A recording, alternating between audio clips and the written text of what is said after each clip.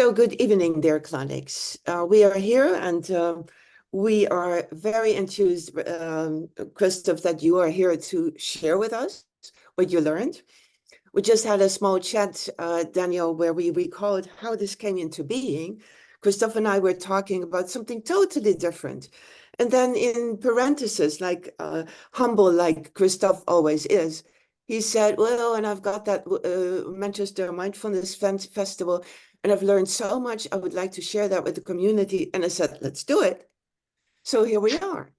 There was no big thing about it, but there is, when you look at it, there is a big thing about it, because I have the feeling from what I heard from you, Christoph, that the Manchester Mindfulness contributes to the theme that eamba has this year, which is mindful societies and mindful communities.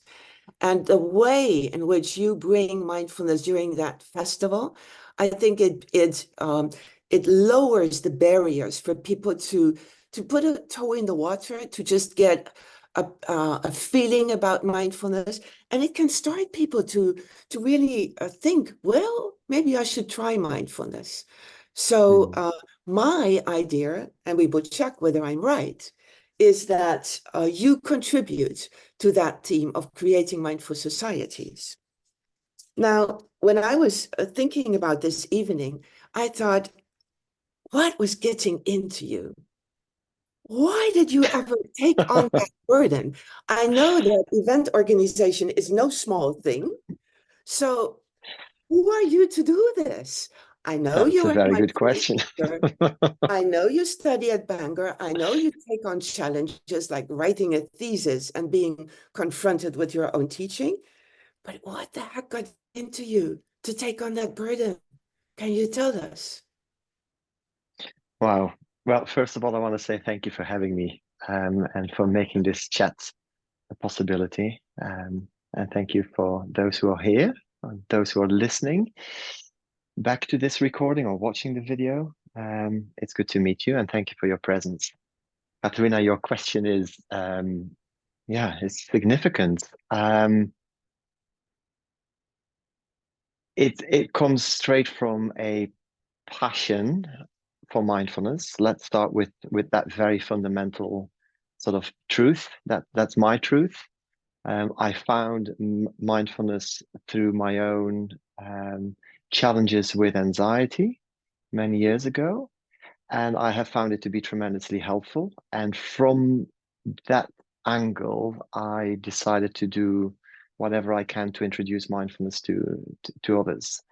And after the truth is that after the first year at Bangor, 3 years ago now, we were still coming out of the lockdown, and work was relatively quiet. So I had time, and all of a sudden, I had handed in my last assignment of the first year, and I was like, now what do I do with my with my time?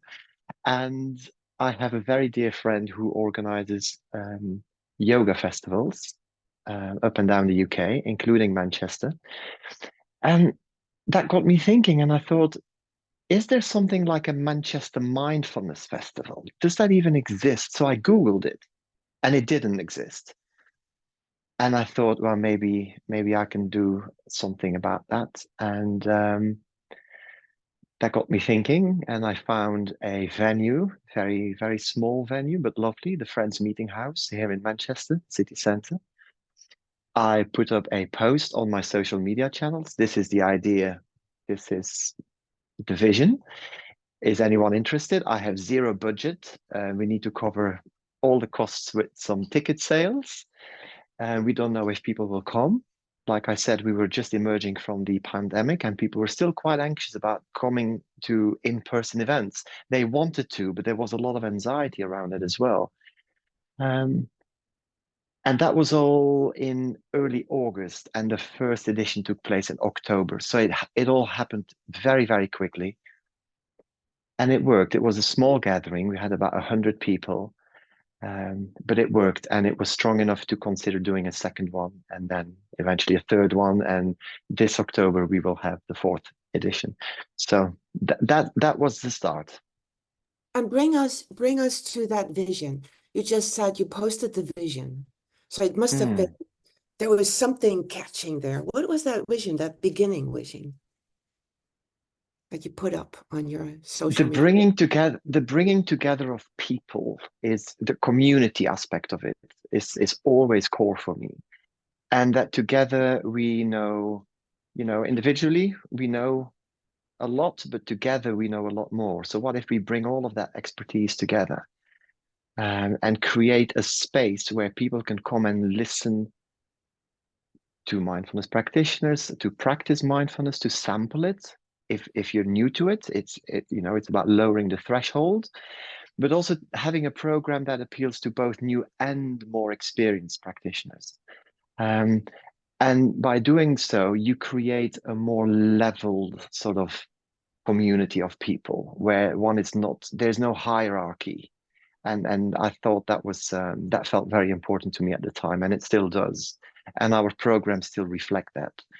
And what is wonderful to see, and maybe we can talk about this later, but I'm just bringing it in now, is that we have some real, genuine experts in the field who have sort of who are sharing that mission and vision, and who are very happy to come and contribute to the program.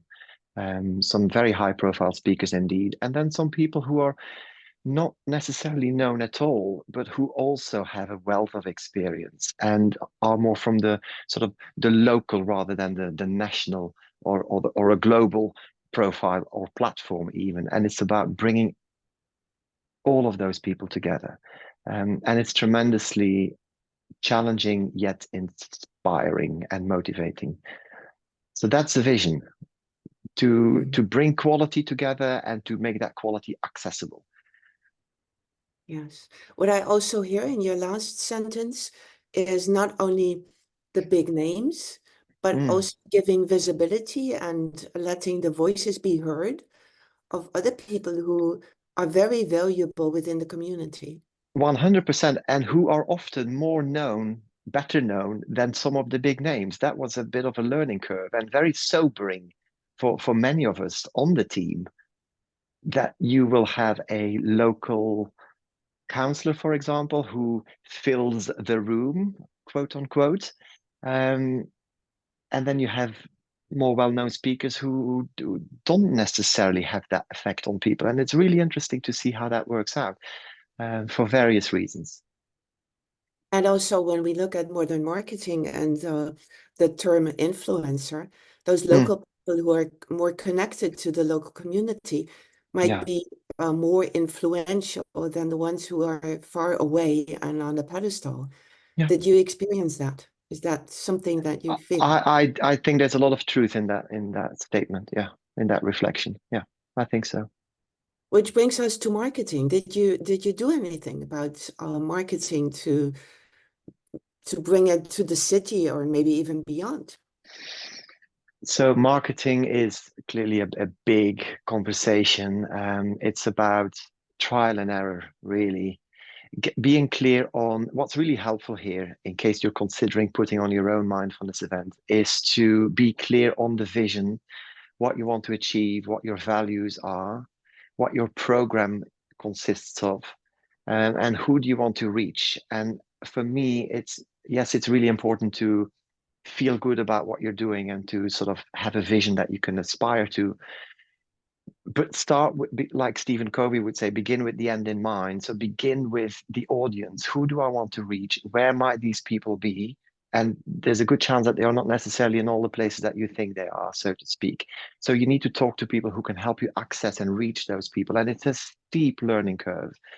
Um, but so that's really important when it comes to marketing. So get clear on your what's and your who, and the how sort of follows.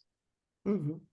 You also, thank you for mentioning, we are also recording this for people Mm, to see whether it would be something that would like to learn from you, like sharing experiences to be and make it transferable somewhere else.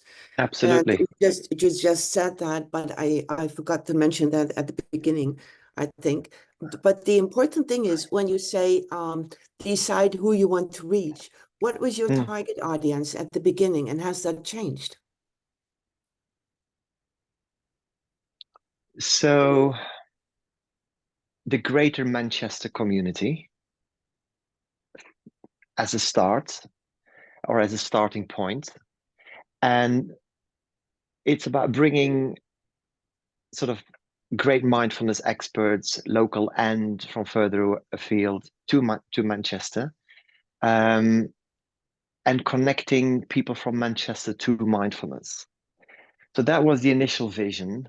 And then that quickly expanded based on having people from literally all over the country attending the first edition of our festival. So that was surprising to me. We had people traveling from all the way from Brighton, for example, all the way down south, um, to come and listen to what we had to offer in Manchester. And I thought that was that was telling. So from the second edition onwards, it was then we're now focusing on you know UK wide really and beyond even. And we do have people from mainland Europe traveling to the fourth edition and even from the States. Wow. So yeah, Yeah. Was and that yet at this surprising for you? and yet at the Well, for same the time we first, keep. probably, yes. But Mm, was it really surprising for you to see that this effect? no, I'm gonna say no because what are we trying to do? We're trying to connect people to mindfulness and we're trying to connect mindful people. So I think like I would travel to to have access to a community. We've done so much online these past couple of years.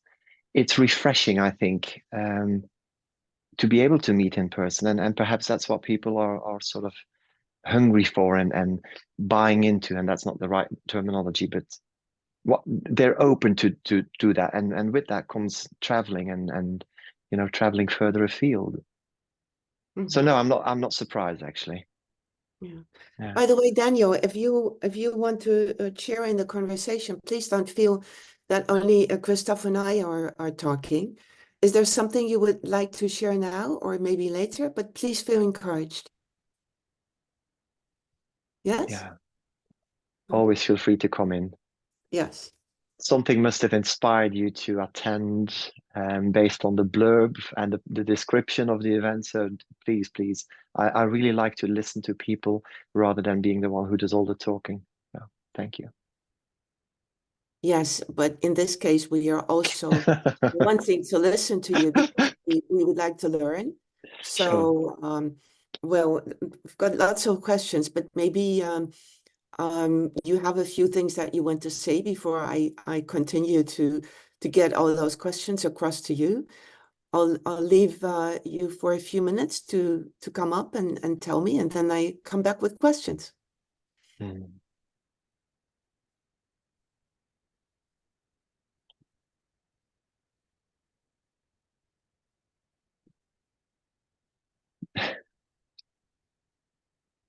Surround yourself with people who share the vision and who can support you and whom you can lean on because there will be challenges for sure. And that can be very, very supportive. So I think that's something that I wanted to share up front.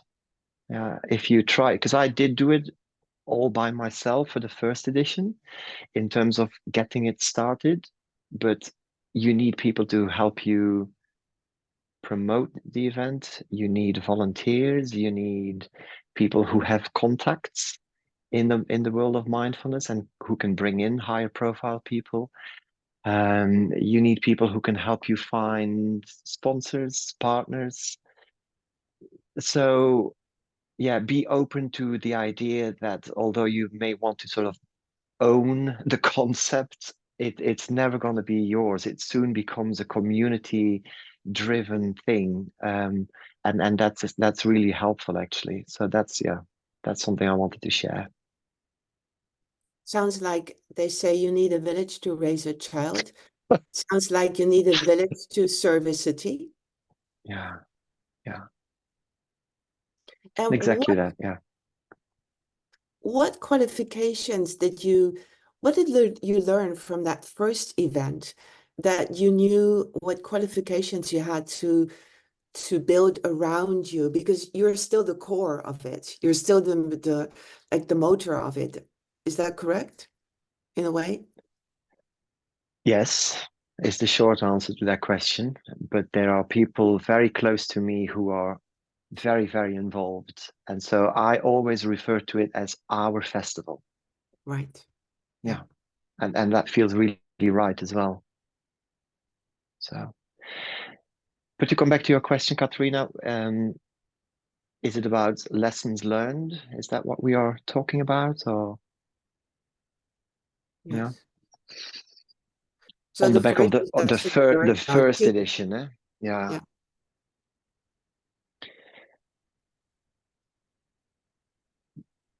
It's mainly about logistics.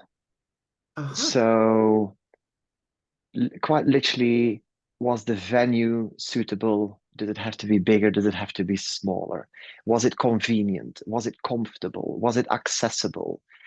Were there other events taking place in Manchester on that day that sort of prevented people from attending or accessing the city centre easily, which there was, by the way. There was a war memorial parade happening in Manchester with gun salutes taking place as we were meditating next door in the venue.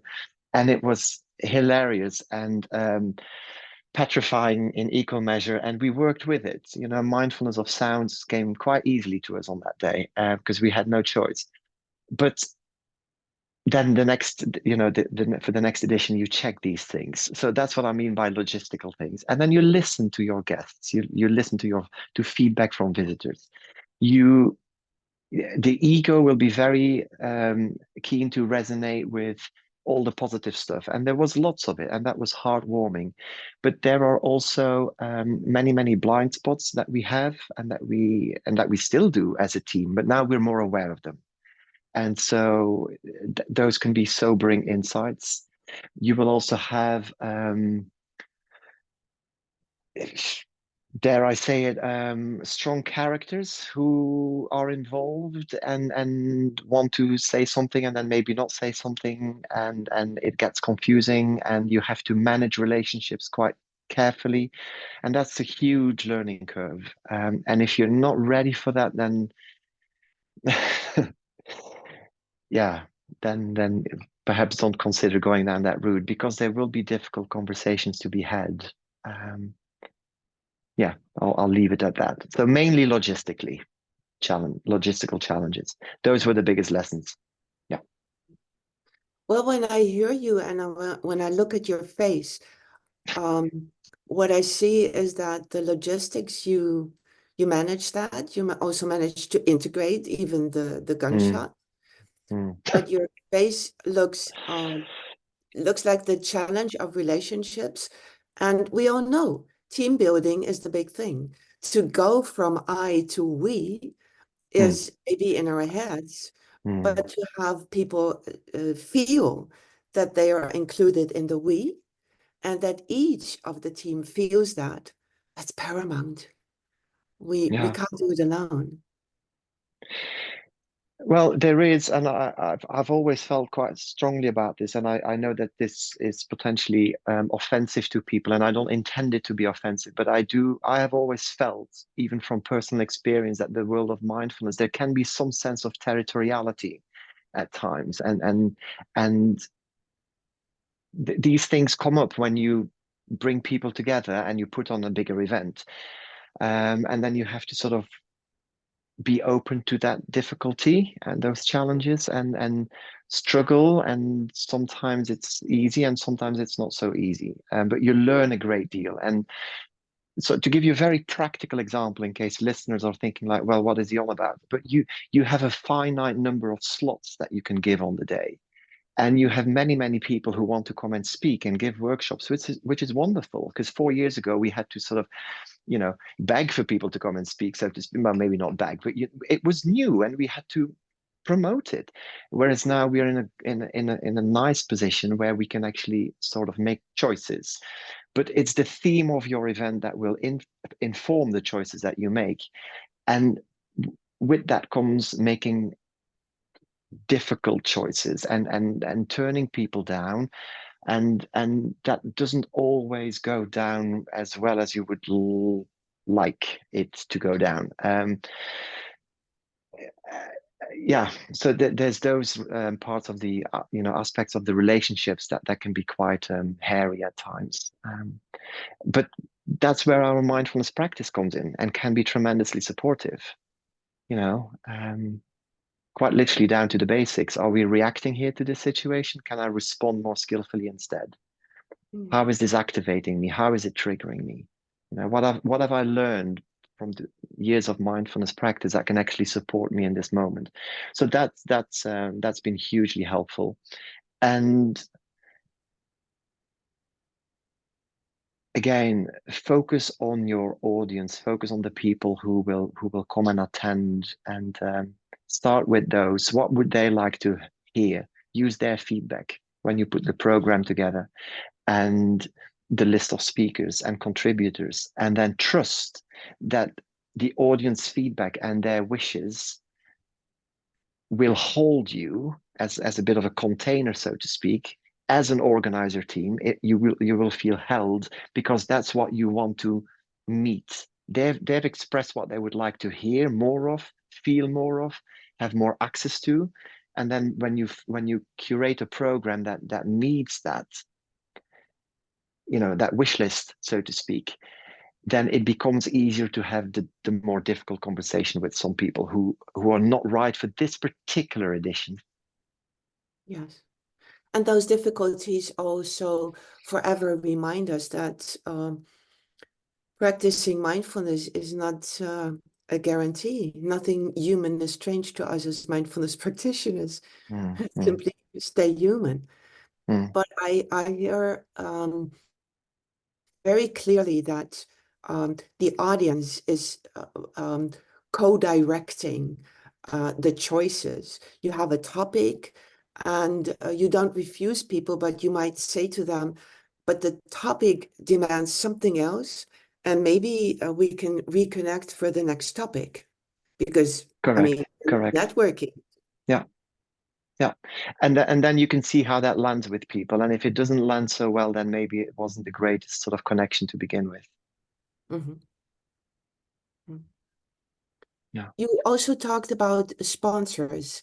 If you said you wanted, well, I will stop my question because you already have a smile. There is a story behind that. So, without asking, please tell your own story first.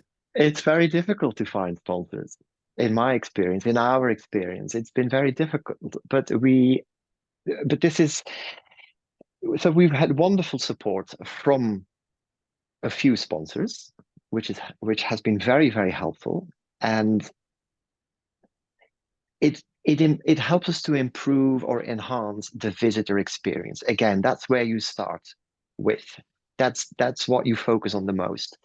Um, you know, even down to coffees and teas, even down to better audio equipment, even down to anything that makes the guest experience more comfortable. But these things cost money, and any sponsorship can contribute very helpfully towards that. Yeah. So in my experience, and so far, we have worked with a handful of sponsors who understand either me or have an experience of me, that like they know what my passion for mindfulness and what I'm trying to achieve. That's really sort of helpful. Um, and sponsors who, again, in very sort of small but helpful ways, um, want to be a part of a movement because they understand it. So they come from the right sort of ethics and values, which is really important, because last year we had a huge sponsorship opportunity, and it would have been very helpful. Don't get me wrong, but it would have been a complete misalignment of values. And I'm really not sure if you, as an organizer, want to have a sponsor's logo all over your materials, that's not ethical, or that you don't feel aligned with. So it wasn't a good match at the time. And so that's just my story. For those who are listening, when it comes to sponsors, one of the key problems that you will face is that they are only interested, or predominantly interested, in how many people you will bring to your event and how many people they can have exposure to.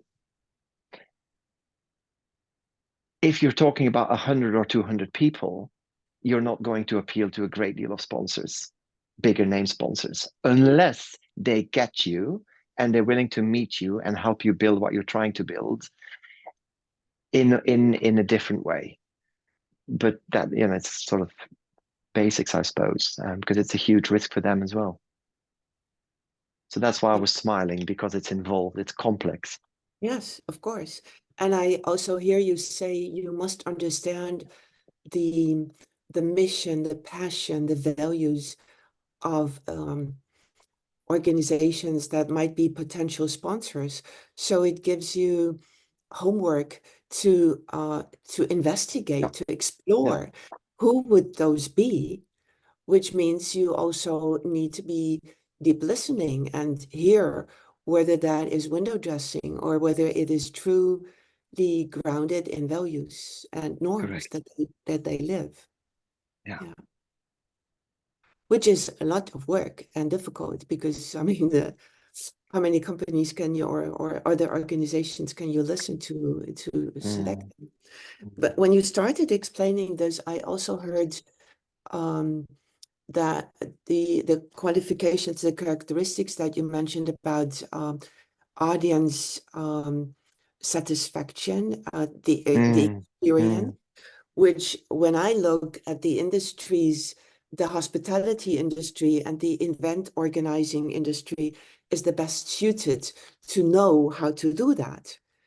Is that an industry that you found open and having the values that you wanted? Because they're also very often, it's a tight thing to have a business case with an event.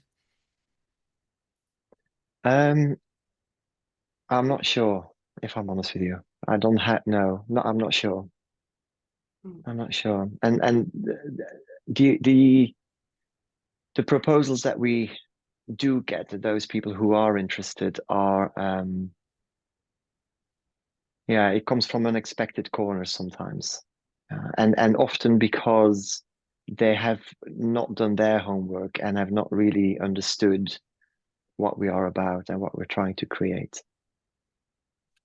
To have an unexpected opening, you cannot start as a team networking just for the next festival. It's an all year round networking and yes, okay, I can More stop. smiling, more smiling. Yes, you're Okay, right. I can It's stop. but I don't want to scare people off.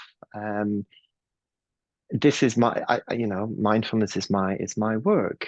And that my that's the main focus of my work, alongside of my studies at the moment. And that's what I choose to, and where I choose to place my energy and my focus. I appreciate that not everybody will have the same sort of possibility to allocate all of their time and resources in the way that I do. Um, I also don't have, for example, children. So I have more time that I can consciously spend on creating the Manchester Mindfulness Festival and putting it together, because it does take a lot of time. What has become easier is that we have sort of quote unquote templates in place now. I know which questions to ask sooner, and where we're going and what's helpful and what isn't helpful. Um, so it's a lot more streamlined, the process, but it is, at the forefront of your mind for 11 months. And that's how it is, and that's why we have the day that we do, because Hmm, it's very well prepared. yeah, Yeah. But okay. like I said, I don't want to scare people off. I mean, it doesn't There are have to people take you like 12 colleagues months. who would like to organize a festival as well. You mean that? yeah, anyone who wants to organize an event, I don't want to make it sound as if it is going to be all consuming. It's very involved for sure, but you can make a simple start. Yeah, it doesn't have to be a festival. It can Yeah, be one event. Yeah. yeah. Start with a Zoom event, for example. It doesn't have to, you don't have to hire a building. Start small. I think I heard that connection and meeting people was a crucial success factor for you. So with Mm. people becoming tired of screens, I was just going to ask you what to avoid, and I thought that you might have said avoid screens, but no, you could do a festival at Zoom, you would You say. can, you can. Yes, you can.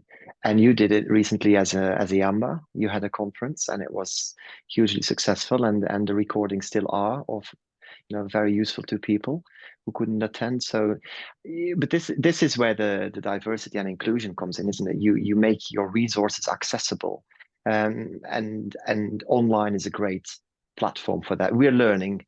At the Manchester Mindfulness Festival, we have quite a few requests to go more sort of to stream live and to provide resources online.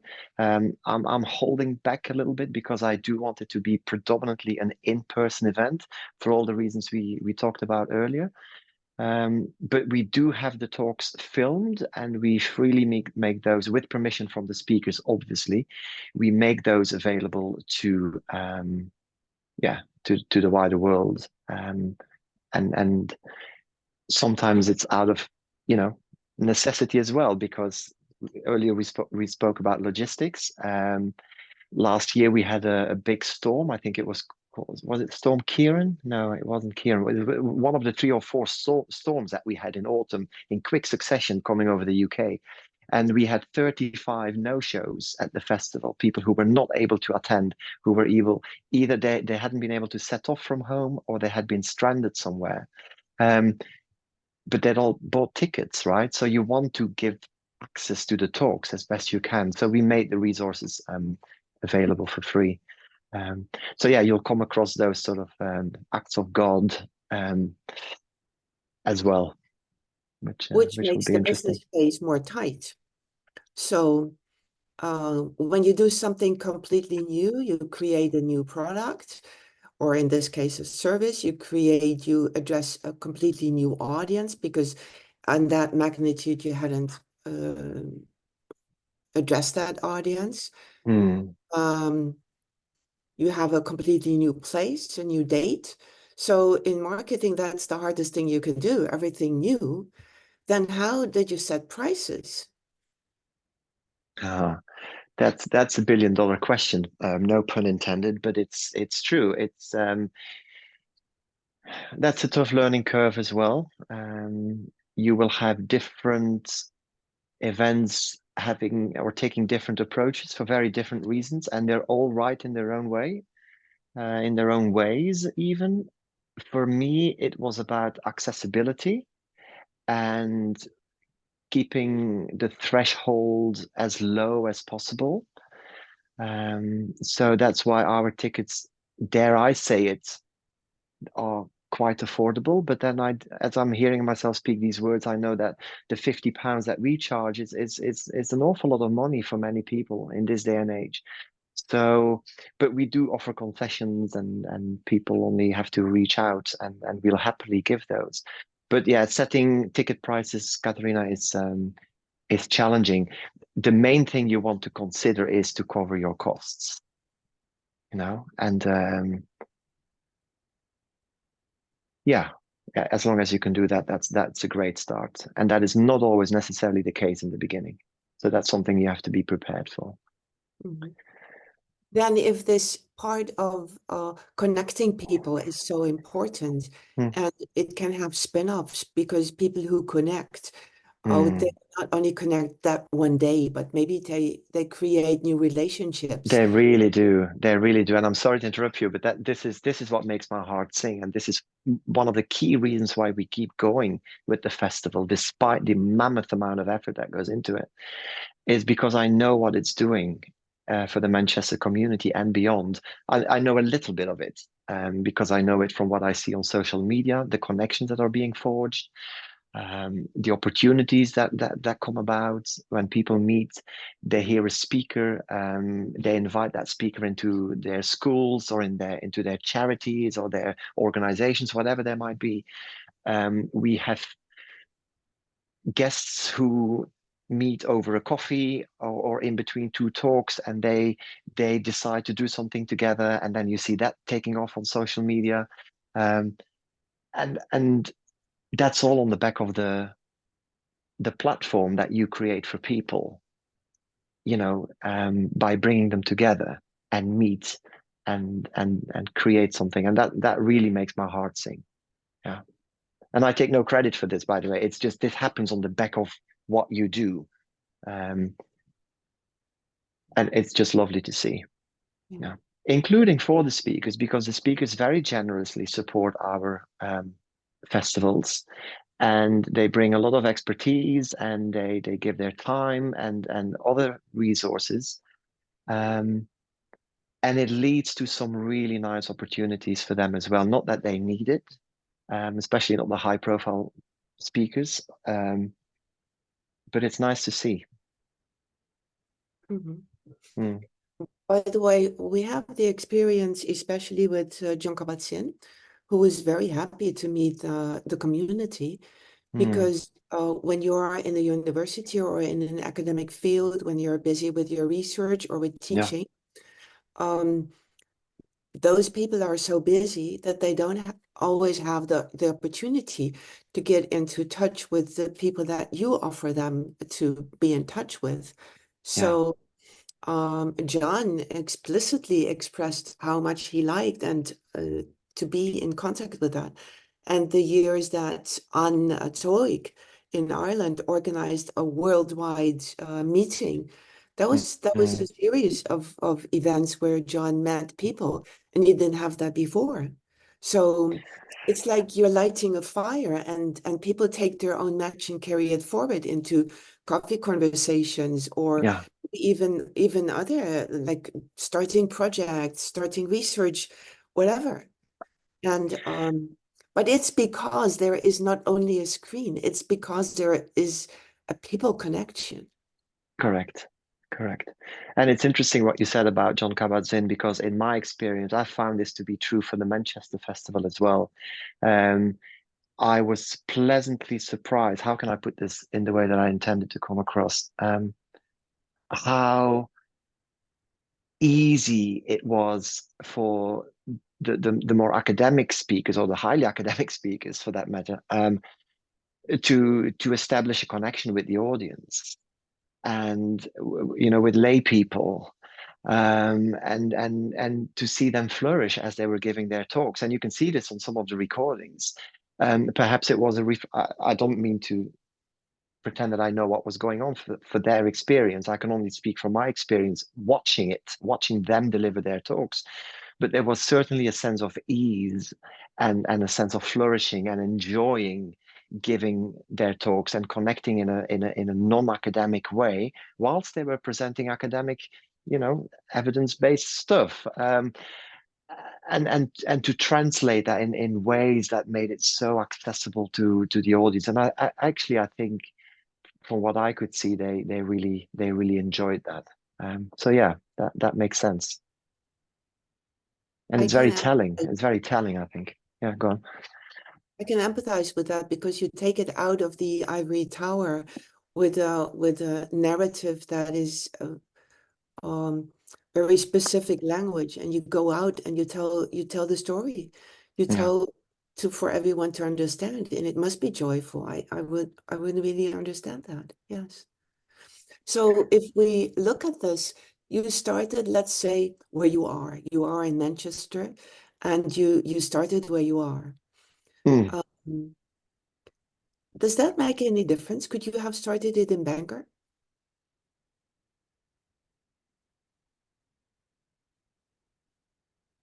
Would there have been a need to start it in Bangor? That's perhaps a different question. Look, you can start if the vision is strong enough and you feel pulled enough to do it. You can start anything from anywhere. That is my personal belief. Let's flip it, perhaps. If you decided not to do something that you really wanted to do because you believe the market is oversaturated, or whatever word you want to give it, you are not honoring your calling, and you are potentially not reaching people who have not felt inspired to connect to whatever is already out there, and are waiting for something that doesn't exist yet for you to bring it into existence. So this is why new businesses keep popping up that can actually become really, and are becoming really successful in a world where those things already exist. But it's about, how do you do it? What can you bring to it? What's different? So yes, I think you can start, even if you had to teach it on the North Pole or the South Pole, even, teach them, I don't know, work with penguins. You'll have an audience. That's really far away. Okay. But there's researchers there, so The research is there. yeah. You said something interesting because, no, you said more interesting, but just now I heard the word saturation of the market. Now imagine we are doing this to open up minds to think, wow, that could be an idea for our city. Because I think you need at least a city to do that. A village might be too small, or you maybe get all the inhabitants. That would also be great.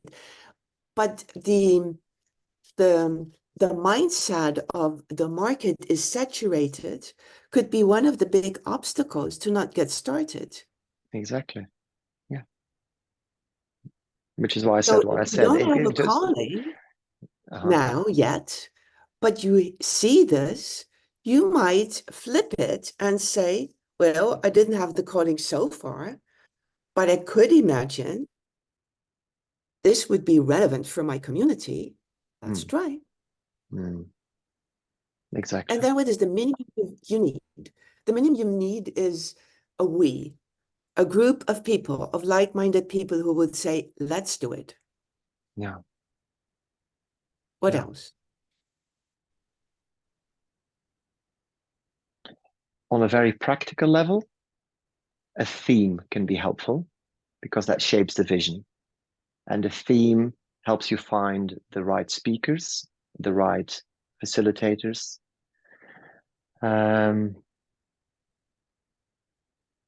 Sufficient time to put it together. People who can help you, we've already mentioned that. A basic website. If you see me looking away, that's because I have a bit of a list here with things that I wanted to bring in.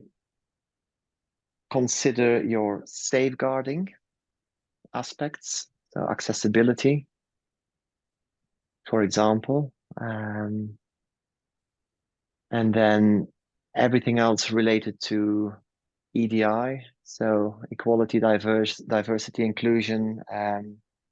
Yeah, those very practical aspects to consider, and that will give you a lot to start with.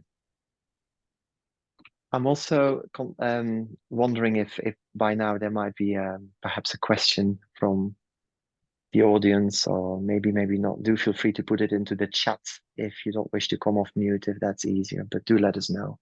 Or any reflections. It's all welcome here.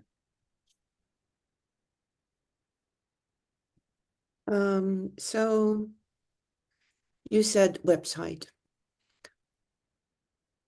That can be simple. Nowadays, landing pages communicate a Yeah, lot. And then you correct. connect that to, did you connect everything to socials? Yes, yes. And that's been very helpful, clearly, for marketing purposes. And then you can experiment with some paid campaigns if you wanted to. But yeah, leverage your network. Yeah, start Yes, with and if you have a start with team, those. Yeah. and if you have a team, you have a bigger network. So Correct. Correct. That really gets you going. Yeah. It's it's what Colin says, get the right people on the bus and then make it happen. Have your vision and put the hedgehog principle around it about your big hairy goal. And if you have that big hairy goal, get going. Yeah. Don't look back. So when you look at the way you went, your website is up all Mm. year, correct? Yes, correct. Yes. So you update it with the new speakers. You give some history so people can see what happened in the past. Yeah. You use socials.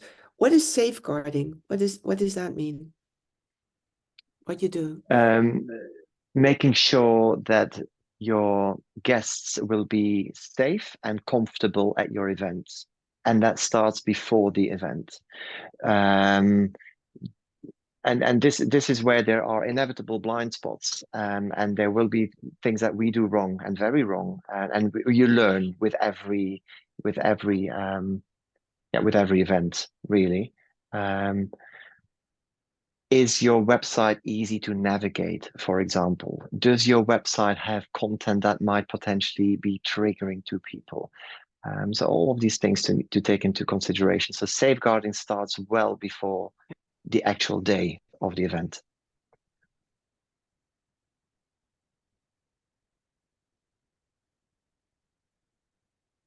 And in that case, are there, when you consider doing this, I mean, these are very, very concrete advices on how to get started and Mm, how even local teachers could do it this together. By the way, you mentioned that territorial thing. Local teachers would have to ditch the territorial thing, the competition part, yeah, because otherwise you couldn't do it. But and simply bringing mindfulness to that and see, well, look, at least for this experiment, we will ditch the territorial and inclination. so much good can come on the back of that. Yeah, I mean that should not be your main driving force. The if you want to collaborate with us, the intention should be you have something that you believe is valuable, that you want to contribute because you believe people might benefit from it and it might support their well-being. Start with that. But of course, it's nice to sort of consider. I always say to whoever I speak to, whoever wants to collaborate, it's win-win-win. So it's a win for you as a speaker, it's a win for me as an organizer, for us as a team, because we have, you know, a speaker that we want on the team, and it's a win for the audience. It focus on the win-win-win. Yeah. Yeah. And winning is perhaps not the appropriate word, but it'll do for now to make a point.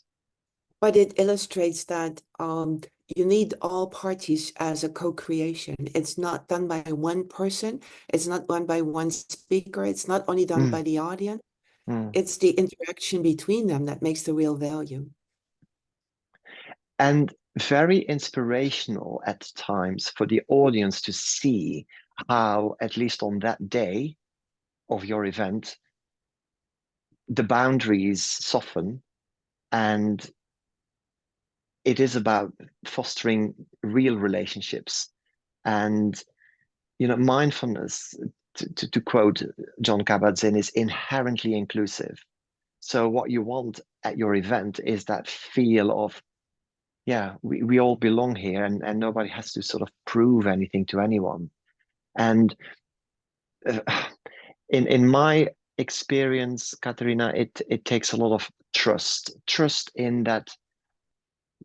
Like for example, I have people who've told me like something to the extent of, Chris, are you crazy? You're actually putting your competition in front of people in Manchester you want to attract as clients for your business, so to speak, because I teach mindfulness workshops to organizations and individuals. And then if I so they say, well, why don't you focus all your energy on doing that? Why do you put other people on a stage when you could be there, and all of that stuff? And that's completely missing the point. And what I get from it, if in case people wonder, is tremendous joy. What's in it for me is the joy of organizing the events. And with that come some wonderful opportunities for mindfulness work as well. Um, but again, why are you doing it? You're not doing it for you. You're not even doing it for the speakers. You start with your audience. What do you want them to get out of the session? Access to mindfulness. And you want them to take mindfulness further into the community. That's how your pebble in the pond ripples. I, I can't. I literally. I'm struggling to think of something that could be more rewarding to me than that. And that's our contribution. The Manchester Mindfulness Festival is our little pebble in the mindfulness pond, and that's it. I think I'm done talking because that's it. That's what it's about for me. What I hear you Because say, I can't reach somebody in Brighton, for example. But if that person from Brighton travels all the way to Manchester, and then they've said, this was amazing, or we've listened to this speaker and I've come away with this idea. Let's bring the speaker to our organization, or let's try this idea in our I mean, that's what you do it for. That's what you do it for. And that's worth every, dare I say it, sleepless night in the lead up to the festival. and they take back the experience to Brighton, and it can be shared and multiplied. And what I Yeah. hear you say is the audience and the speakers and the organizers Mm. are giving an experience of what mindful living and interaction, mindful communication Yeah, looks like in that day, co-creating it together.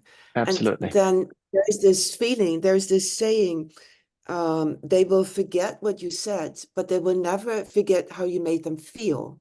And taking back that feeling and multiplying it where you are, Mm. Mm. it makes the pie bigger instead of having the competition and saying, oh, you put your competitors in front of them. In fact, you and your team, and together with the speakers and the audience, you're making the longing for mindfulness and for mindful interaction, mindful communication larger for Mm. all Yeah, who would be able to help people to get introduced into the practice. yeah, And that might be a cause worth pursuing together as local community of mindfulness teachers to have that in one's own city. Like have it in Berlin, have it in Paris, have it in Madrid, have it in Brussels, have it in Amsterdam, and yeah, all the cities around. yeah. And you don't have to call it a festival. Call it, if that sounds too big, give it give it a different name. Start small. You know. But it's unpretentious and it's a more joyful word than, I mean, my It's next interesting. It's neighbor interesting. wouldn't So, want to go to a sorry. conference on mindfulness, but a festival, that sounds like dancing. You I see, mean, did you that's see the really video? interesting because I have people who say, "Oh, you'd get more, you'd have more guests if you called it a conference because it would speak to the credence and the credibility of Right. mindfulness and the academic." And it's like, but that's not what it's about because festival, like you quite rightly said, it has that joyous tone in it. It's a celebration of mindfulness. That was the reason from the start, the rationale from the start. It's a celebration of the potential of mindfulness. Conversely, whilst I'm on my soapbox, you will have people who think that festival means it's going to be a well-being festival, and that comes with its own challenges. And I don't want to say anything badly about well-being festivals because they're wonderful, but that's also not what we do. So stick to your guns. If you're going to call it a mindfulness event, make it about mindfulness. Yes, approach it from many different angles, but yeah, stick to your guns because it gets complex. Yeah. Well, maybe in the course of years, another word will emerge that will suit more. But for the time being, maybe you remember at the last Inner Development Goals at the conference in Sweden, they closed it a big dancing. I mean, that was so Yeah, joyful. yeah, I mean, um, if we don't become more joyful by practicing mindfulness, I mean, it's not to get a sore butt by sitting on a cushion. It's meant to yeah, be brought out into the world. The Zen mm, master who lost his oxen and went into the wilderness to find the oxen back, he went back to the city to teach. He yeah, didn't stay in the wilderness, sitting on a mountain. We have to get back to people, out of yeah. our studios. And you're doing that. You're doing that.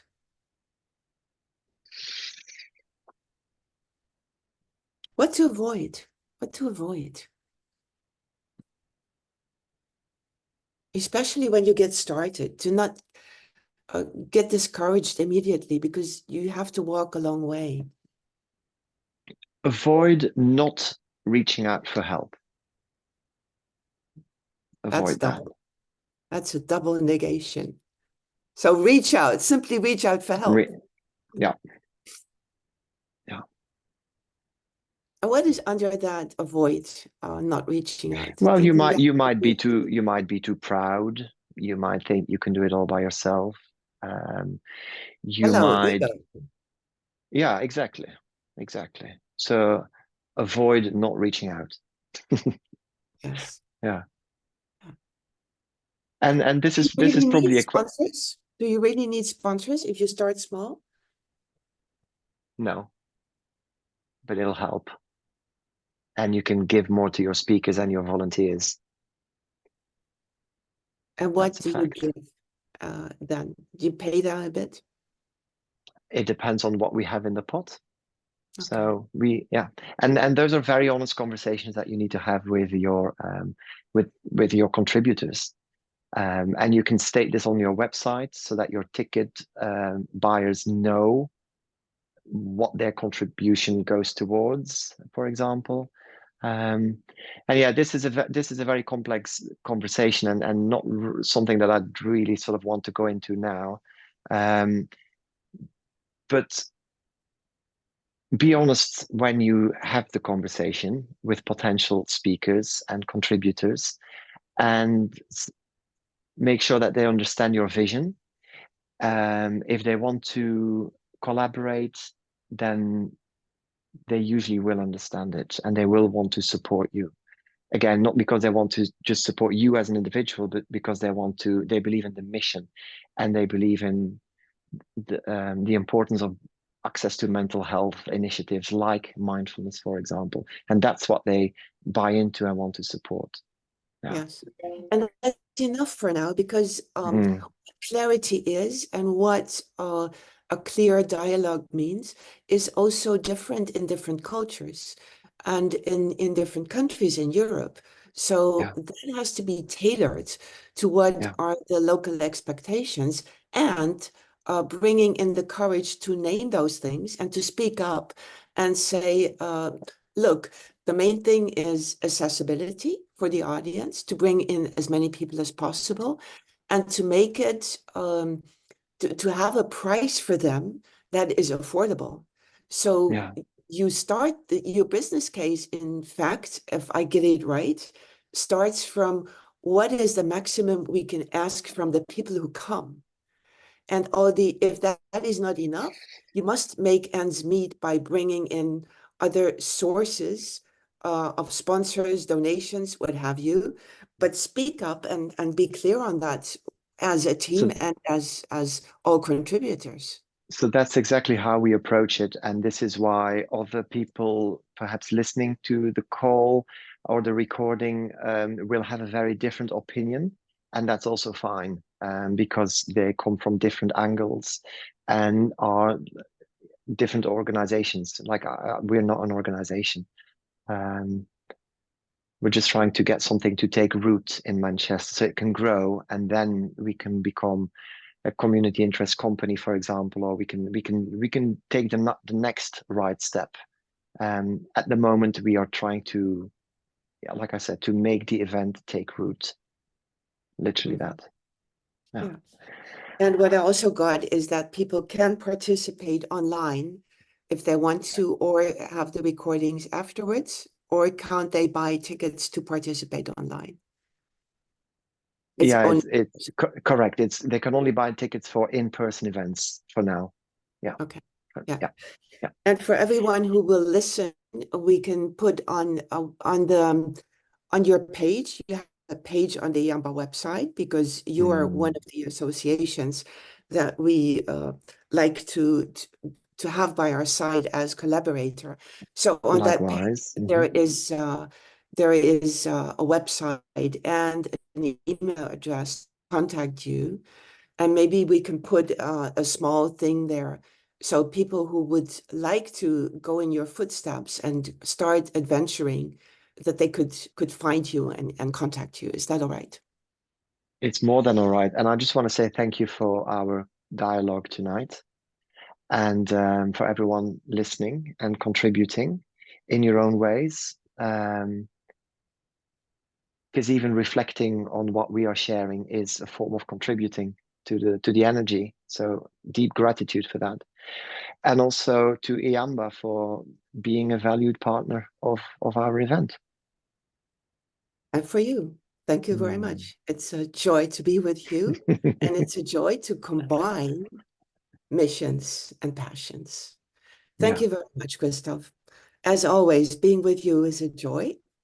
And today you shared something that you're doing, which is also very valuable for more people than just the board of eamba.